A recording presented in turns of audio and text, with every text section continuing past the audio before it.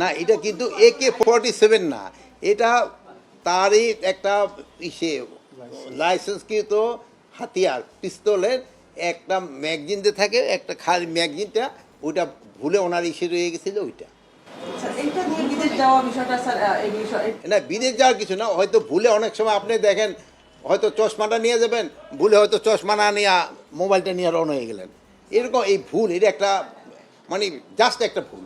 যেহেতু এটা নিয়ে তো বাইরা ওনার যদি জানতে পারতো আগে তো উনি কোনো অবস্থায় এটা নিতেন না। স্যার, এই ফেসবুকে মানে অনেক জায়গায় দেখাও যাচ্ছে যে যারা বৈধ লাইসেন্স পাবেন তাদের ক্ষেত্রে বয়স 30 এবং 3 বছর পর দেওয়ার একটা বিষয় আছে। উপদেষ্টার বয়স তখন 30 হয়নি, সেক্ষেত্রে বৈধ লাইসেন্সের ক্ষেত্রে 30 বছর আছে না কিরকম? 30 বছর জি। 3 বছর কল দিতে 30 বছর থেকে হ্যাঁ? 3 বছর 3 লাখ টাকা কল দিতে হয়, 3 বছর 30 লাখ টাকা কল দেন নাই, তাহলে কি হবে? বয়স 30 হতে হবে স্যার, কমপক্ষে 30 হতে হবে।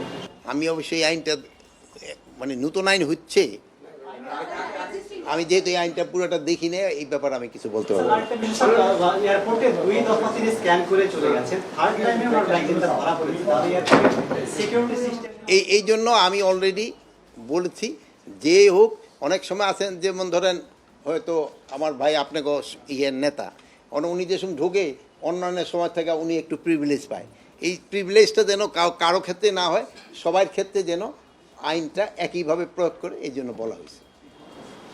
মাননীয় উপদেষ্টা, এই ভুলে আপনি বললেন, এটা কি আপনি মানে জেনে বলছেন নাকি ওনার সাথে কথা বলে বলছেন? না, ওনার সাথে তো আর আমার কথা হয় না, বাট জিনিসটা তো বোঝা যায় যে হয় কি, আপনিও যদি জানেন যে এখানে একটা হাতিয়ার নিয়ে ঢোকার কথা না, তা আপনার পকেটে যদি ধরেন হঠাৎ একটা গলি পাওয়া গেল, তো আপনি বোঝা যাবে যে এটা আপনি ভুলেই ঢুকছেন।